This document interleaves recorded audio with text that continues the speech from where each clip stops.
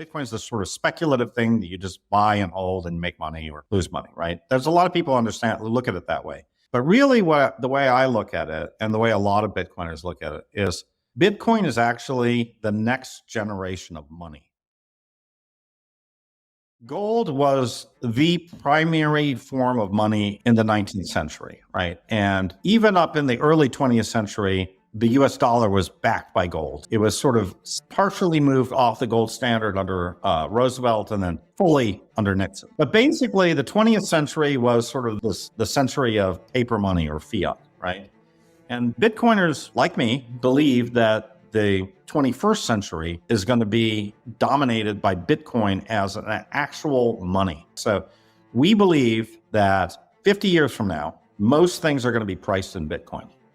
We believe that Bitcoin is going to be the future of money. Money is not only useful, it's the most useful thing in all of economics, right? And so replacing fiat sounds like an incredible thing, and it is, but if anybody can do it, Bitcoin can do it.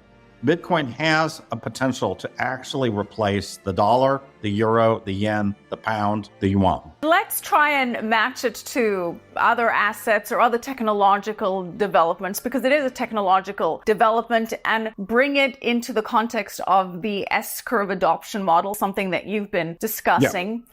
And you sort of compare the adoption of Bitcoin to other technologies, from the internet to cell phones, so forth and so on. Where are we right now in the Bitcoin S-curve?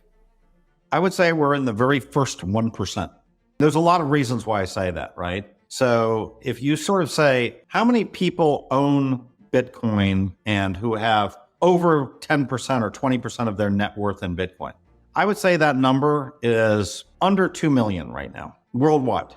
We know we can look at Bitcoin addresses and we can say there are 1 million Bitcoin addresses that have 1 Bitcoin in them right now. But a lot of those addresses can be owned by the same people. So I own several addresses that have more than 1 Bitcoin in them, for example. So I would say there is probably something on the order of 500,000 whole coiners. So in the entire world, 500,000 people. So that's not a lot in a world of 8 billion people. There's 500,000 people who have 1 Bitcoin. And that's 500,000 people have $70,000 worth of Bitcoin.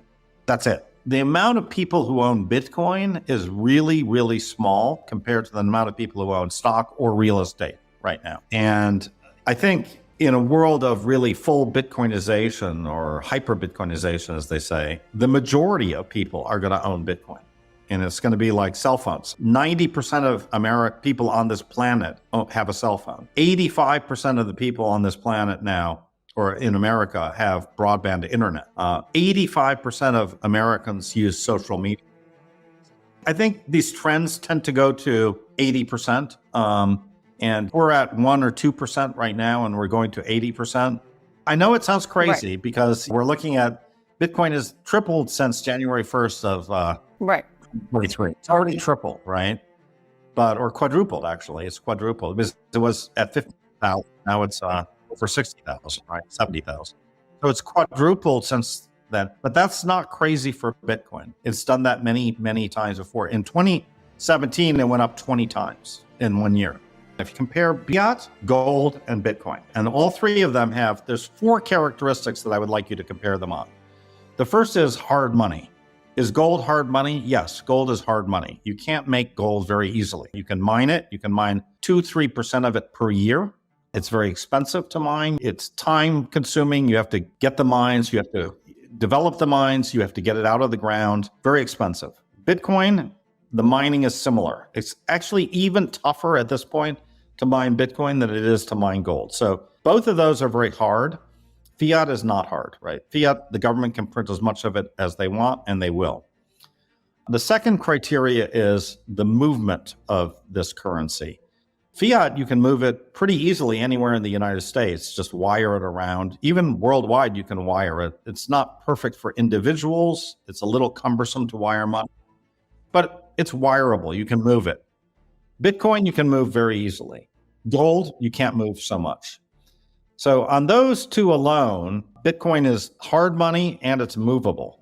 But then Bitcoin has 2 other huge advantages. One is you can audit it very easily. You can show transparently what's in a Bitcoin address. And then the fourth thing is you can secure it and you can own it in your own Bitcoin wallet.